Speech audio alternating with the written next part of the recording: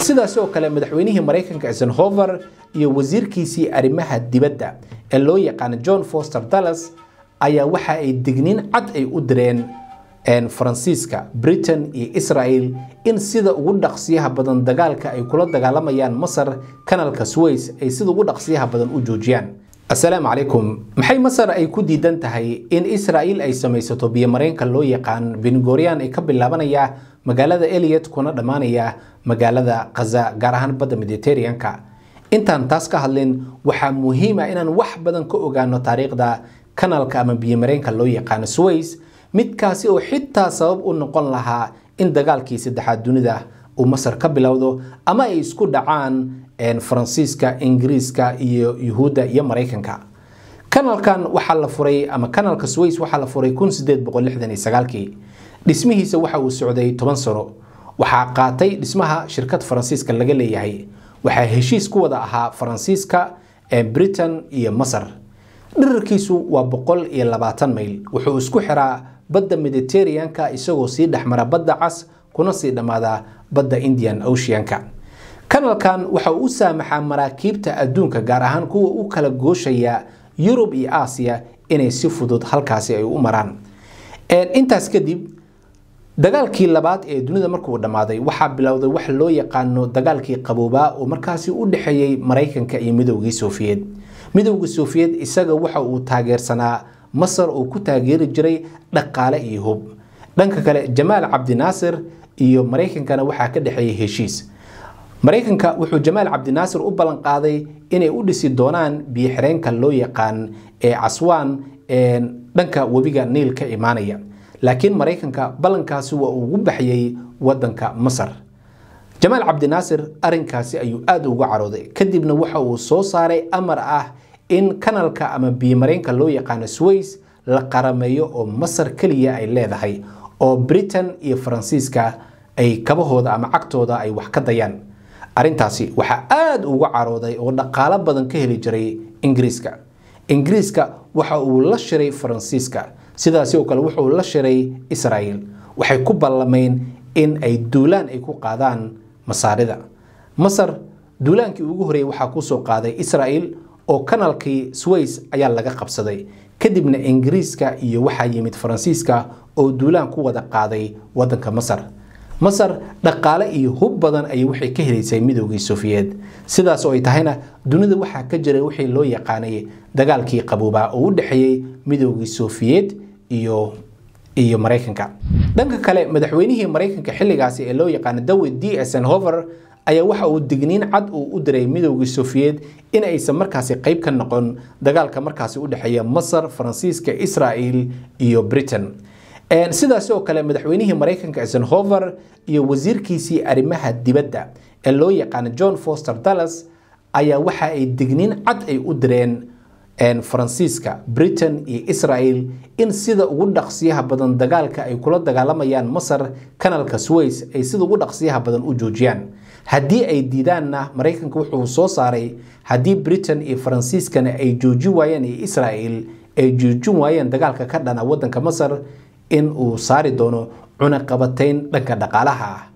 Markiiba meesha waxa isaga cararay Faransiiska iyo Britain oo waxay isiraahdeen haddii oofaarka weynka ee Mareykanka uu idin ku soo jeesto waa idin dhamaatay. Sidaas darteed iyaga way isaga carareen bishii December-ba 6 bilood kadib. sidaas oo kale Israel ayaa waxay isku dayday inay amarka diido, laakiin markii ay aragtay Mareykanka inay dhab ka tahay oo uu diidan yahay dagaalka ka bilowday wadanka Masar ayuu wuxuu ku amray Yuhuudda sidoo ugu dhaqsiyaha badanna iyagana inay halkaas isaga baxaan. Wixii ka dambeeyay qalaasihii ama rabshadii ka dhalatay kanaalka Suez, Faransiiska iyo Britain oo mar ahaan jiray boqortooyinkii caalamka oo dhan soo gumaystay ayaa harcad isaga baxay kanaalka Suez. sidaas oo kale waxay la yaabeen saameynta Mareykanka iyo Midowgii Soviet caalamka ay ku yeesheen. iyadoo arintaasi laga duulayo, ra'iisul wasaarihii Ingiriiska xilligaasi Anthony Eden ayaa xilkii iska casilay isaga oo la yaabay boqortooyadii Ingiriiska oo dunida dhan soo gumaysatay, waliba wadankii ay soo gumaysatay Mareykanka in 24 saacadood oo u qabto kuna amray haddii ay diidaan ciidankooda inay ka baxaan in cunaqabatayn dhaqaale uu ku soo rogi doono Ingiriiska, Faransiiska iyo Israel. haddaba qalaasahaasi kadib Jamaal Cabdi Naasir oo ahaa madaxweynihii dalkaasi Masar waxa uu noqday haliyey markaasi oo carabtoo dhan ama wadanka Masar uu ka noqday iyo dunida islaamka oo dhan. Israa'iil markaasi Masar waxay xadiday inay isticmaasho marinka Suez. sidaas oo kale Israa'iil xilligaasi waxa loo ogolaaday inay isticmaasho inay wax dhoofin karto oo kaliya ay isticmaalin karto marinka loo yaqaan Tiiraan. muddo 10 sano kadib 1967 dagaalkii dhexmaray Masar iyo Israa'iil ama loo yaqaan dagaalkii 6 cisho waxa uu sababay in kanaalka Suez 10 sano uu xirnaado oo halkaasi ay ku dagaalamayeen Masar iyo Israa'iil ay isaga soo horjeedeen. laakiin sanadkii 1975 heshiiskii dhexmaray Israa'iil iyo Masar uu hogaaminayay Anwar Saadaat ayaa wuxuu Anwar Saadaat uu furay kanaalka Suez oo 10 sano xirnaa. haddaba kanaalkan loo yaqaan Suez ee Masar ay gacanta ay ku hayso waxa maanta mara ilaa 300 milyan oo tan oo badeecooyin ah oo caalamka dhan u kala goosha gaar ahaan maraakiibta wadamada Yurub u socota. waxa hadda laga yaabaa haddii Israa'iil ay isku daydo inay samaysato marin biyoodka la midka marinka Suez ee loogu magac daray Ben Gurion in Masar ay dagaal ay ku qaado wadanka Israa'iil oo markaasi maanta taxaluf la ah wadamadii ay mar ay isdagaaleen oo ah Mareykanka, Ingiriiska, Faransiiska oo dhinac ah. haddaba maxay Masar ay u diidan tahay in Israa'iil ay samaysato biyo mareenkan loo yaqaan Ben Gurion ay ka bilaabanaya magaalada Eliyot kuna dhamaanaya dhanka magaalada Gaza gaar ahaan badda Mediterranean-ka. sidaan la soconno Masar kanaalkan loo yaqaan Suez waa meesha kaliya dhaqaalaha ugu badan ee ka hesho. waa maraakiib caalami ah ayaa halkaas isaga kala goosha oo yacni gaar ahaan u socda maraakiibta Yurub iyo Mareykanka u socda ayaa si fudud u soo mara kanaalkaas loo yaqaan Suez. sidaas oo kale Israa'iil ay halkaas ay ka kontrooshaa Masar oo waxay u ogolaataa maraakiibta shidaalka Masar u wada in ay markaasi ay maraan dhanka kanaalka loo yaqaan Aqaba. sidaas oo ay tahayna sanadkii oo dhan kanaalkaas Aqaba loo yaqaan Israa'iil dhankeeda u socda waxay u ogolaataa 2 markab oo waaweyn oo kaliya sanadkiiba 2 jeer inay galaan. inta kale maraakiibta waaweyn waxay istaagaan dhanka badda cas oo shidaalkii iyo wixii ay wadeenna waxa ka qaada maraakiib aad u yar maadaama halka marinka ay marayaan ay tahay meel aad u yar. meel waa 5 kilomitir meelna waa 6 kilomitir.